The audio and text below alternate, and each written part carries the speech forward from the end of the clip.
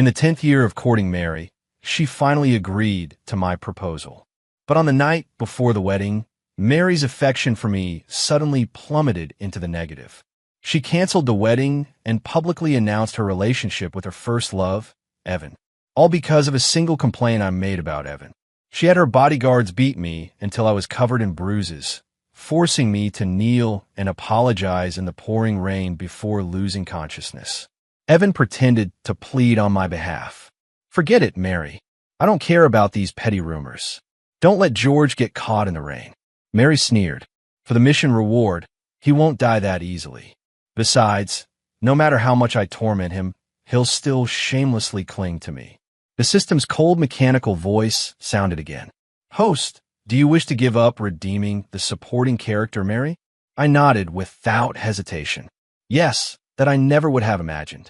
Just because of a single complaint from me, Mary immediately called her bodyguards and had me beaten to the brink of death right in front of Evan.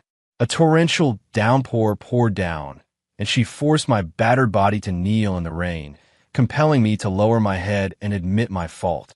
I gritted my teeth and refused until the rain soaked me through, and I finally collapsed to the ground as if my bones had been drained. As my consciousness gradually blurred, I heard Evan feign gentleness and say, "Forget it, Mary. I don't care about those idle rumors. Don't let George get soaked." I was in a daze. I seemed to catch a flicker of reluctance in Mary's eyes. Her slender fingers trembled slightly, but soon regained their cold composure. The woman who once carefully straightened my tie and softly hummed while making soup for me now turned away mercilessly. She spoke coldly. "All these strategists have ulterior motives. Not one of them is sincere. For the sake of the mission reward, he won't give up easily. No matter how much I torment him, he will persistently cling on, as Ashi had seen through my identity all along. No wonder for the past 10 years, no matter how sincerely I tried, she always remained on guard against me. So many times, Mary was able to expose my true identity. Just when I was about to complete the mission, I was dealt a fatal blow. Evan proudly shook the ring in his hand, the very symbol that was supposed to be my proposal token. How pitiful and tragic. Don't mind people like that. "Mary, come with me to audition for the new play." Watching their retreating backs, I finally couldn't hold on and fainted. The system's exasperated voice woke me up. By then, my whole body was soaked and chilled by the rain. What a useless fool. Success was within reach. Yet, she saw through your identity. "I don't care if you die or not. Just don't drag down my performance." My whole body ached as if it had been crushed. I struggled to stand up, but fell heavily to the ground again. Before the system could continue complaining, I weakly asked, "System, you said before that if the strategy fails, there are other options. Were they?" The system was silent for a moment, then hesitantly replied, "The hosts I choose are all orphans, and I usually manage to win them over so they can live happily in a new world. You've already lost your parents in the original world. Why not try once more to earn her forgiveness?" Looking at the bruises covering my body, I gave a bitter smile and shook my head. Maybe it's better if I just disappear now, seeing that I was determined to leave the system's side. Then the only option left is to reset the affection, using death to buy a chance to leave. 100 million is indeed tempting, but are you really willing to give up this relationship? Unconsciously, it was already the 10th year of trying to win Mary over. 10 years ago, I came to this world. The day I first met Mary, she was pale and lying in a high-end hospital ward, her body covered with tubes. It was said that this was her 99th attempt at suicide by sleeping pills. Once a highly sought-after movie queen, she was disfigured in an accident, shelved and neglected by her company, and even her own mother regarded her as a family disgrace. I stayed by her side without leaving, using every possible method to help her regain hope for life. Later, I accompanied her through the long process of rehabilitation, rebuilding her career in the performing arts bit by bit until she stood at the peak once again. Over the long years, I melted this heart full of resentment toward the world. She said she wanted to be with me for a lifetime. From that moment on, I secretly decided that after completing the mission, I would change the fate that led to Evan's tragic death. Little did I know that our very first encounter was meticulously orchestrated by Mary. She had long known I was the strategist and wished nothing more than to see me utterly destroyed. Even the system couldn't understand why I chose this path. No one would willingly endure torment to death at the hands of former true love. I firmly replied, I am willing to change the mission and trade my life for a chance to leave at a mere affection value. It will surely drop to zero soon. Every weekend, we would visit Grandma without fail. Have you calmed down? Let's go see Grandma together. The carefully considered message ultimately received nothing but a cold red cross. Suddenly remembering that she was supposed to watch the script with Evan today, how could she pay any attention to me? Her ex-boyfriend? Fine, they'll go alone then. I cautiously concealed the bruises on my face, not wanting the elders to notice anything amiss.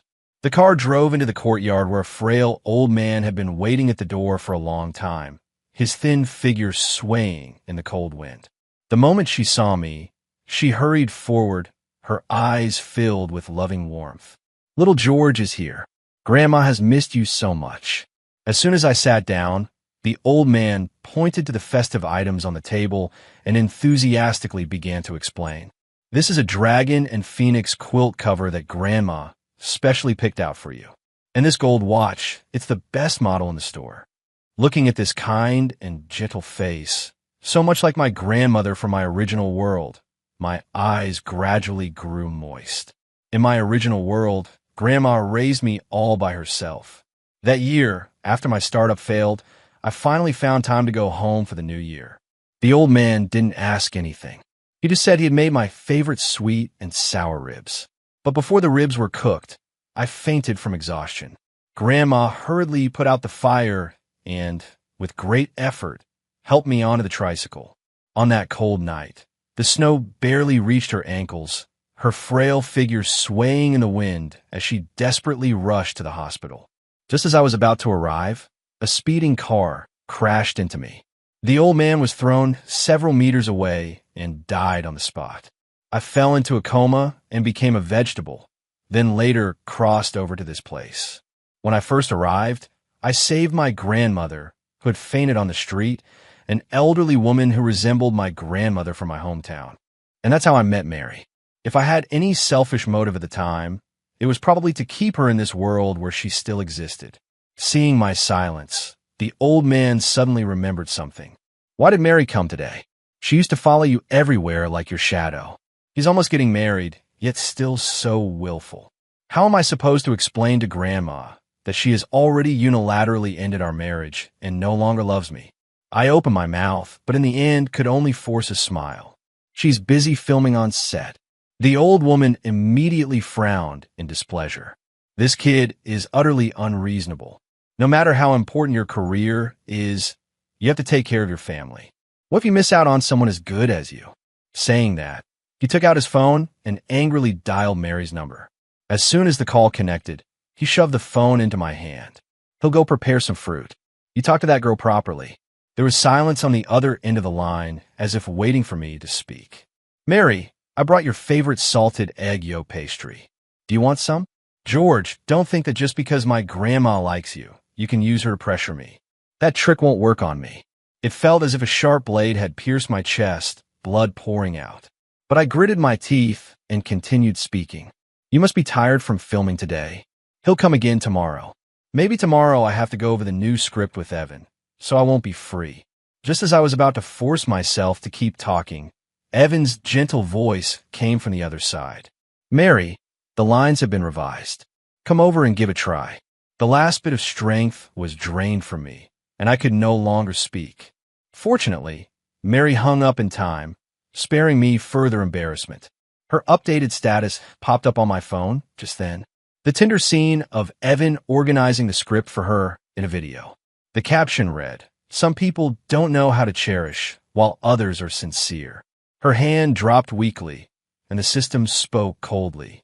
Bad news, you've once again become that abandoned S. Good news, the affection level has dropped to 80. Keep trying. Give up already. What did Mary say?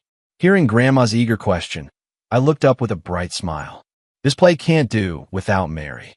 It's okay. It'll keep Grandma company." The old man looked at me with both pain and relief. "Having such a considerate son-in-law like you, Mary is truly blessed. With that, I can die in peace." I held her hand tightly, pretending to complain. "Don't talk nonsense. Grandma will surely live a long and healthy life. 100 years or more." Her eyes sparkled, and she laughed heartily like an innocent child. "My grandmother, in the blink of an eye, it's time to part. May you be safe and joyful, and may the years be peaceful." I returned to the apartment promptly at 7, but Mary still hadn't come back. Her costume was casually thrown on the sofa. I used to personally take it to the dry cleaners and hang each piece carefully. At 8 o'clock, I finally finished organizing Mary's costume and took it to the dry cleaner downstairs. When I came back, I suddenly noticed our couple photo discarded next to the trash bin. In the photo, we smiled at each other, intimately close. Unfortunately, this was nothing more than my one-sided fantasy. I tore off the part of the photo that belonged to me and set it on fire with a lighter. It no longer held any meaning. Keeping would only deepen the sorrow. Let it turn to ashes. So from now on, we owe each other nothing. At 9 o'clock, I sat on the balcony organizing the script because Mary used to ask me to rehearse scenes with her every night. I once smiled and said to her, still in recovery, "Rehearsing a scene every day, my acting improves day by day." She believed these words, so I stayed by her side without fail. She said that if you memorize the entire script, you could make a wish come true. Although I had never recited it fully, even once. Tonight, I was especially focused when I turned over the last page of the script. The notebook in my hand was suddenly snatched away. I looked up and met Evan's cold, stern face. "You were the one who sent Grandma to find Mary, right?" Because of that, my scenes with Mary got interrupted, and I even got scolded. I stood up and calmly tidied the scattered papers. "It would be wiser for you to go explain to Mary. Nothing could be resolved here with me." Just as I was about to ask him to leave, he suddenly grabbed the paper cutter on the table and slashed his arm fiercely. Blood flowed down his strong arm, and the knife clattered to the ground. "George, it's one thing for you to hit me, but now you want to kill me too?" Just as I was wondering what act he was about to put on, someone suddenly shoved me hard from behind. As I fell forward, my lower abdomen hit the blade, and the force sliced a long wound, flesh curling back. Mary anxiously checked Evan's injuries. Fortunately, they were only superficial wounds. I trembled, clutching my abdomen where it was nearly cut open, but Mary ignored it completely. She looked down on me from above, her gaze icy and piercing. "George, you've gone too far." Neil apologized to Evan. Amidst the curses, Mary suddenly noticed the torn couple photo on the coffee table that I had ripped apart. Only her half remained, lying alone with ashes scattered in the corner. For some reason, the fury in her eyes seemed to ignite completely, and she raised her hand to slap me hard. "George, how dare you do such a thing? Evan is right. It's time you tasted some bitterness." She gritted her teeth and pulled out her phone, called the private hospital people, and locked George up for me, so he wouldn't hurt Evan again.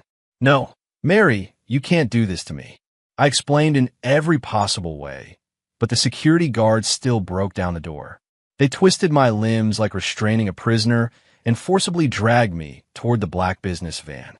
Fear surged like a tide, and I hoarsely begged Mary, "I'm going to see my grandmother tomorrow. Mary, I beg you." Mary sneered, still acting so hypocritical. She instructed those people, "Wait until he faces reality and repents. Then consider letting him out." The moment the car door closed, a heavy blow struck the back of my head, and I lost consciousness. When I woke up, it was pitch dark all around with only the ventilation's great whistling. I was tied to the hospital bed, surrounded by a group of doctors with hostile expressions. Miss Mary instructed that as long as he doesn't die, they could do whatever they want. Before the words had even fallen, they pressed the defibrillator against my temple. A sharp pain shot through my brain from left to right, as if someone was splitting and crushing my skull with a blunt instrument. I wanted to beg them to stop, but my whole body kept convulsing, every nerve stretched to its limit. Here I was, nothing more than a body at others' mercy. When the electric shock stopped, Warm liquid had already flowed down my legs, soaking the ground. Mocking laughter erupted all around. Oh, Mr. George actually lost control. How embarrassing. He's the only one who still dares to call himself Miss Mary's fiancé. The movie queen never even considered him. Evan is the true love of Mary. The movie queened him all over, dignity shattered. Even the courage to struggle was taken away. A familiar figure approached slowly, speaking coldly. The game has just begun.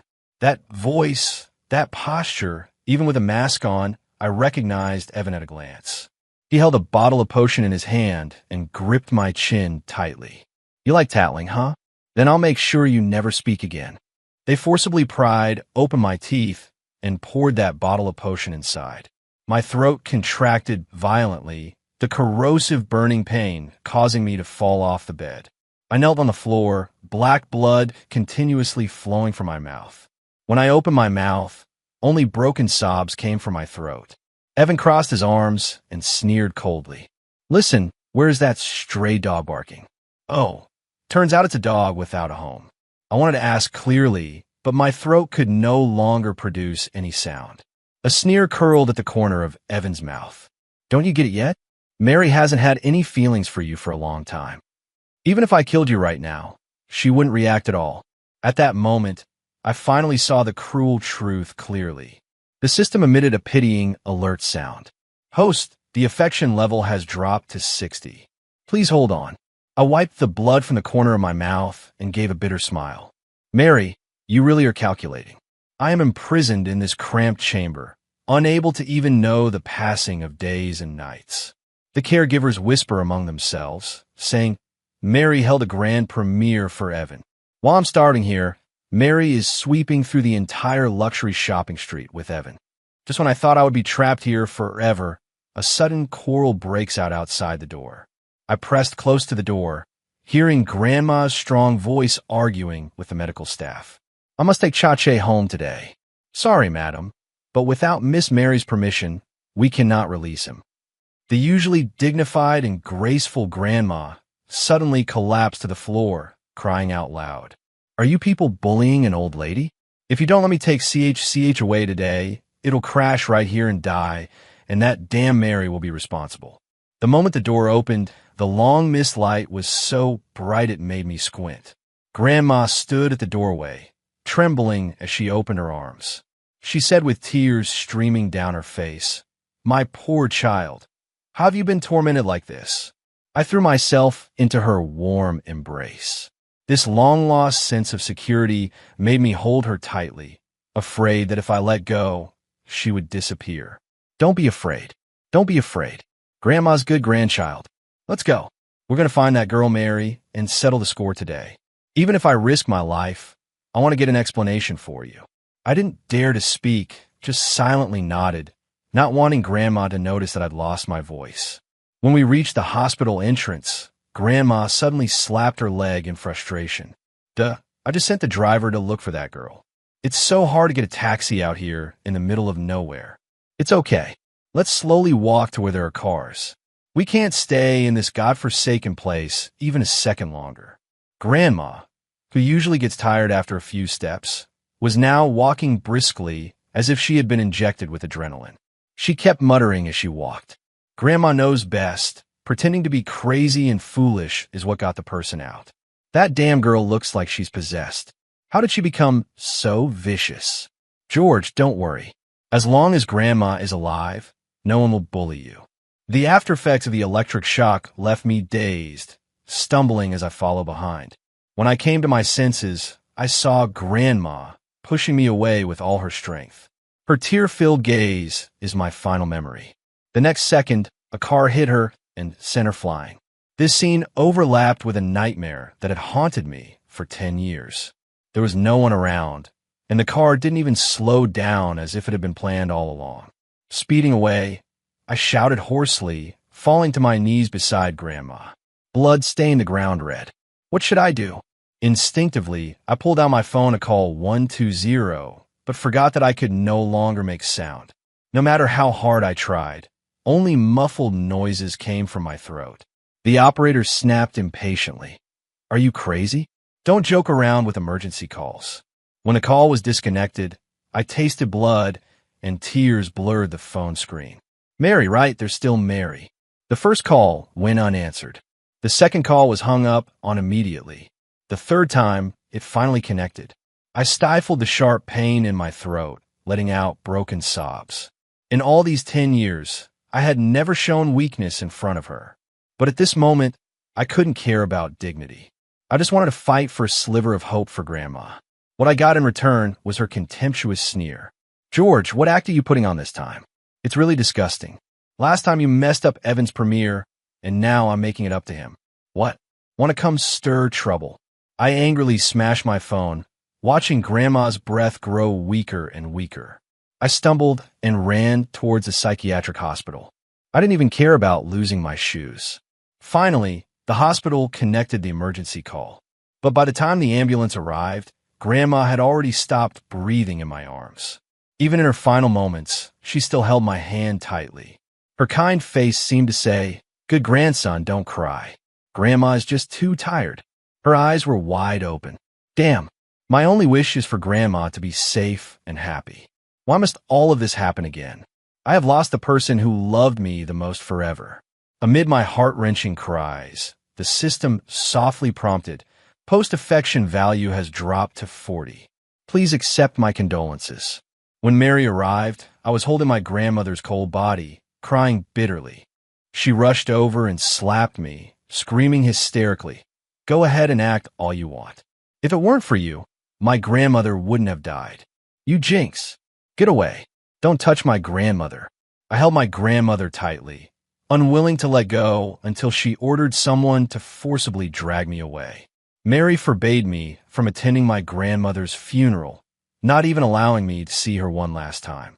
The torrential rain poured down once again as I stood alone in the courtyard, offering incense to Grandma. Evan strode over arrogantly, kicking the paper money scattered on the ground with his toes, his tone dripping with mockery. "George, what right do you have to worship here? Aren't you the murderer who killed Grandma Mary?" I remained silent. Looking up, I saw Evan playing with a silver ring, his expression frivolous and reckless. TSK, TSK. Mary really has terrible taste. How dare she even show off such a cheap trinket? My heart clenched sharply. That was my most precious possession. When I crossed into this world, the only thing I brought with me was this pair of silver rings. They were the sole keepsake left to me by my grandmother, and I had given one of them to Mary when we got engaged. She clearly knew how much these silver rings meant to me. Yet, she handed one over to Evan. I hurriedly stood up and reached out to snatch it back. Evan revealed a malicious smile. "Want to go back? Dream on." He raised his hand and slammed the silver ring heavily onto the ground with a crisp, shattering sound. The silver ring deformed. I instantly lost my mind and lunged at Evan like a wild beast, but he neither dodged nor flinched, letting me punch and kick him. "George, are you trying to get a taste of the psychiatric hospital again?" Mary's cold voice was like a sharp sword, stabbing my head with unbearable pain. Evan gritted his teeth against the pain, standing beside Mary with a cold sneer. "Mary, I just thought your silver ring was beautiful and wanted to try wearing it." Who would have thought he would start hitting people without a word? The same old trick again. I stared at them coldly, my eyes filled with disdain. But it was all in vain. A chilling coldness shone in Mary's eyes, showing no trust in my defense. "Remember, this is Mary's territory. Everything here, including you, belongs to me. Evan can do whatever he wants with you." Seeing me remain silent, she took a deep breath and struck a condescending pose. "If you apologize to Brother Evan now, I'll let it go." I straightened my back, my eyes full of contempt. This completely enraged Mary. Her gaze turned cold as she stepped closer to me. "Now you've learned to play dumb. Weren't you quite talkative before? Why aren't you speaking now?" Her gaze fell on the other silver ring on my hand as I clenched my fist, my knuckles turning white. She lunged at me, trying to snatch it away, and we struggled together. I mustered all my strength to throw the silver ring high into the air, letting it crash heavily onto the ground. I witnessed my grandmother's heirloom twist and distort before my eyes. Yes, I would rather destroy it than let Evan lay a finger on it. Mary's expression shifted from shock to coldness. She gracefully lifted the vase and gave it a gentle flick. "How dare you go against me?" Although the vase didn't hit me directly, the shards scattered and scratched my face. A sharp pain surged through me, and my vision instantly blurred. Trembling, I groped around, my hands stained with warm blood. My world plunged into eternal darkness. "George!" Mary's panic shout seemed to come through layers of thick fog. She frantically supported my staggering body, her voice filled with anxiety and guilt. "He'll take you to the hospital right away. You'll definitely get better." "Mary, you promised to go to the audition with me." Evan complained unhappily from the side. For once, Mary didn't respond to his whining. She just supported me as we hurried toward the car, continuously offering words of comfort. The system issued a timely alert sound. Host affection value has dropped to 20, but strangely the female supporting character's favorability towards you has actually increased. Do you want to consider switching tasks? In a haze, I firmly shook my head in refusal. The hospital room was deathly silent, my eyes wrapped in gauze, the world reduced to darkness. The doctor gently implied that my vision was unlikely to recover. That was putting it mildly in simple terms. "I was blind, George." Mary broke the silence, but a nickname long unheard was spoken from her lips. "This whole thing is my fault. I'm truly sorry." "Which thing exactly? Was it making me kneel in the pouring rain until I fainted, or locking me in a mental hospital to suffer torment?" "It was indulging Evan and poisoning me until I lost my voice. It was causing Grandma to lose her life searching for me, and it was personally destroying my eyesight. Too much. Too much. Your apology means nothing. Actually, Grandma left a will before she died, and I never told you." I suddenly sat up straight. Seeing my reaction, Mary's tone was filled with delight. The will only had one sentence written on it, telling me to treat you well. "Our wedding is in a week. You've been acting out all this time. Isn't all for this? Stop being so stubborn. As you are now, you can't do anything without me." I lay back down, ignoring her words. Mary was about to say something else when the phone suddenly rang. No need to guess. It had to be a call from Evan. After hanging up, she left silently once again. After 6 days in the hospital, I was discharged. But the real torment was only just beginning. How can someone who has once seen the light ever get used to the invasion of eternal night? Once agile and nimble, I now burn myself even when pouring water, stumbling clumsily around the familiar home. Mary hired 3 caregivers to take shifts looking after me, but I drove them all away in a frenzy. I despise this fragile version of myself, and I hate Mary's actions even more. But it's okay. I will soon be free, never to be entangled with her again. The plan must go on. I will see it through with them to the end. On the wedding day, Mary indeed failed to show up, the reason being Evan threatened to take his own life. I was adjusting my suit's bow tie when the system excitedly alerted me. "Host, the affection level has dropped to 10. We're about to succeed." Whispers from the staff came from beside me. Wasn't this custom suit personally chosen by Mr. Liu? How get mixed up? The affection level continued to drop to 6. As news of the bride running away spread, the stylists grew distracted, gathering in small groups in the corners, whispering among themselves. "Have you checked Weibo?" The best actress publicly confessed, saying Evan is the only one for her in this lifetime. Affection levels suddenly dropped to 2 while the guests whispered and speculated. I moved forward in the dark. Latest news. Mary ran away from the wedding because she's pregnant with Evan's child. Looks like this wedding won't be happening. Congratulations, host. Your affection level has been reset to 0. You may choose to leave now. Now you can freely choose how to end it.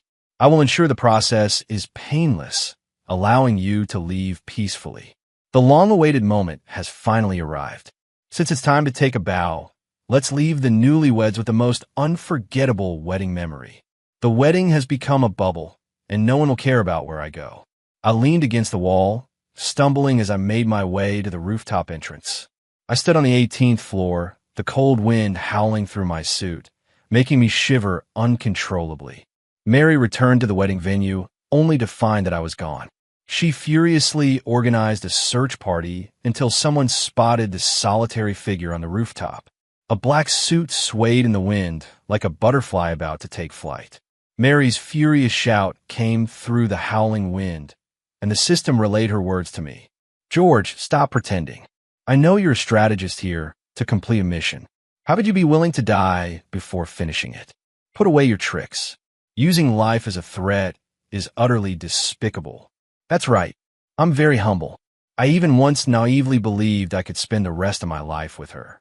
I did come with a purpose, but the feelings I gave were sincere and pure. I stretched one leg over the railing and Mary, downstairs, finally panicked, screaming hoarsely, "Please don't jump. The wedding will go on. You're the only one I want to marry. I have arranged everything. Today is the day I come to marry you." I opened my mouth, but no sound came out. If I could speak, I would curse her. "Mary, you'll get your comeuppance." The system suddenly alerted nervously. "Host, she's coming up." Without hesitation, I leapt, falling toward the ground with a smile of relief. I wanted her to never catch up to me. By the time Mary rushed onto the rooftop, I was already lying in a pool of blood downstairs. Out of my body, I watched Mary scream wildly, almost about to jump off the rooftop. "George!" At the moment Mary lost control, the assistant grabbed her clothes tightly. "Miss Mary, please calm down." How am I supposed to stay calm? My fiancé just jumped off the building. Mary stumbled down the stairs, unable to believe the horrific scene before her eyes. She trembled as she tried to wipe the blood from my lips, only to have her hands stained red with fresh blood.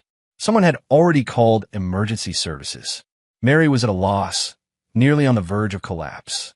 "Impossible. Your mission isn't over yet. How could you die? How could you leave me?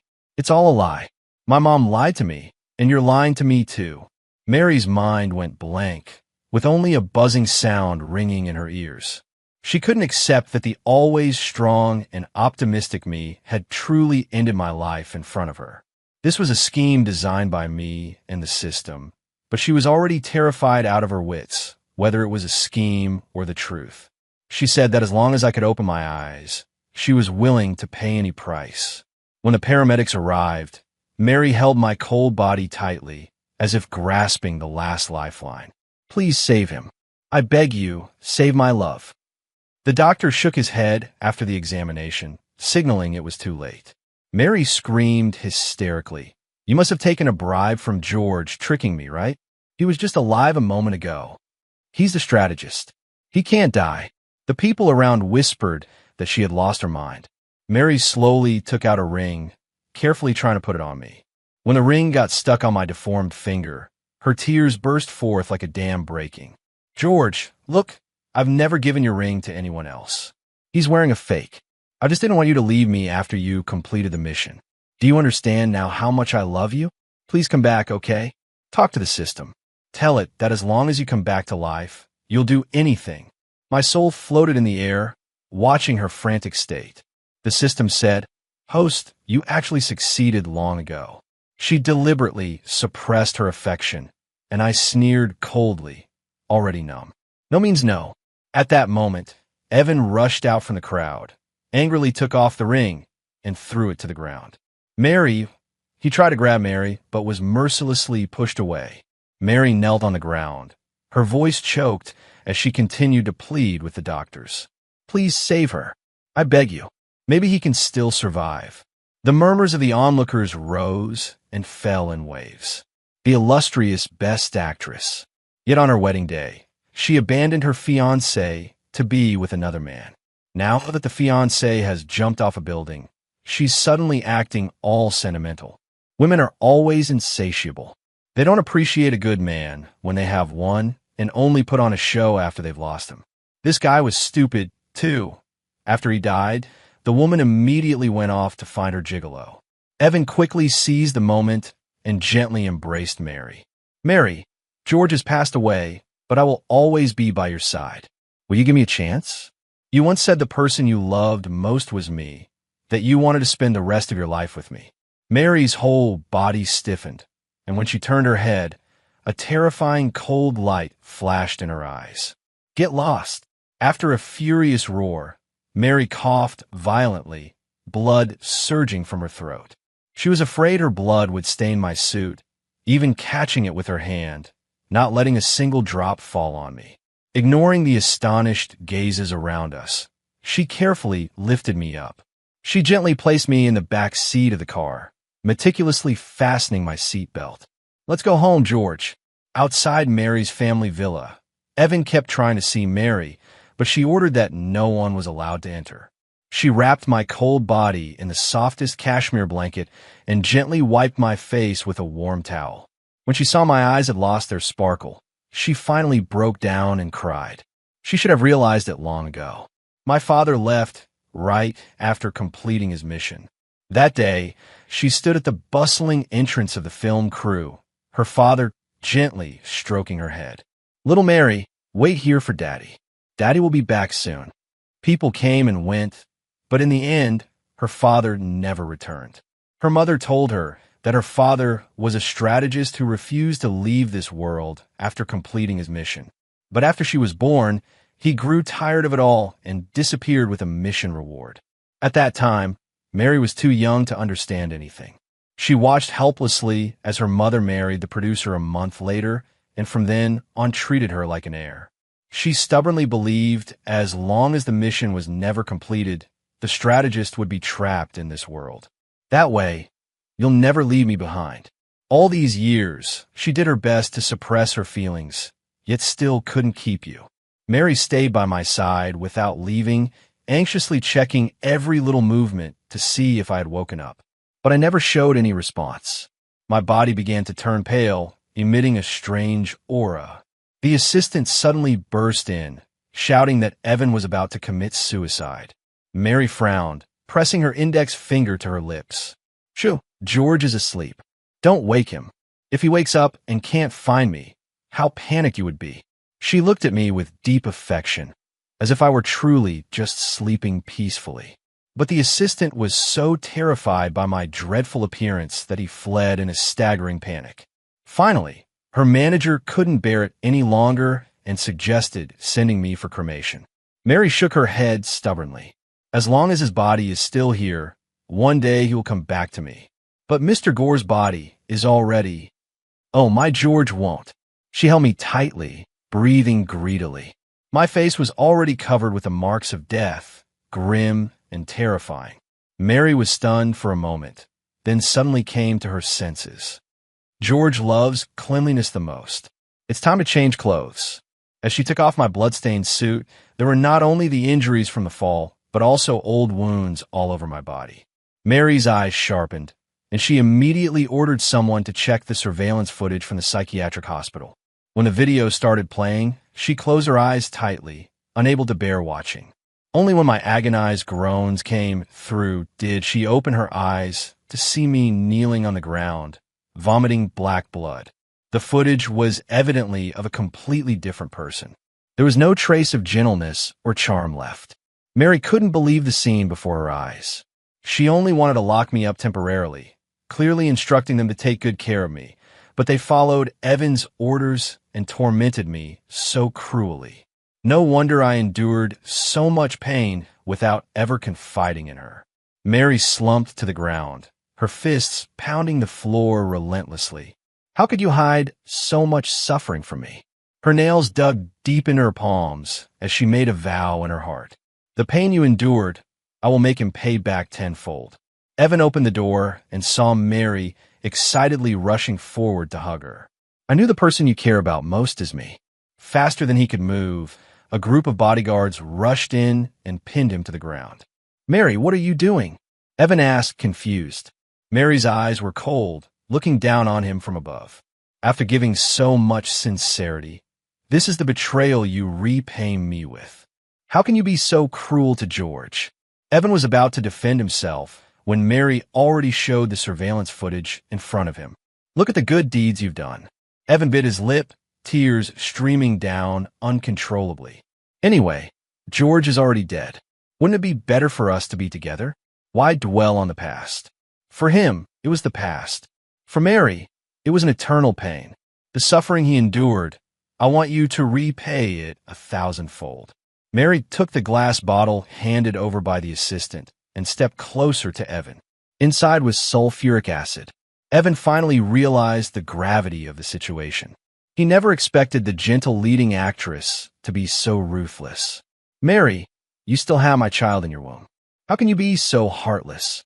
I was the first person to enter your life. So what right does he have to snatch your love away? Scum like George deserves to be shattered to pieces." Before the words had even left her mouth, Mary, burning with rage, threw acid at Evan's face.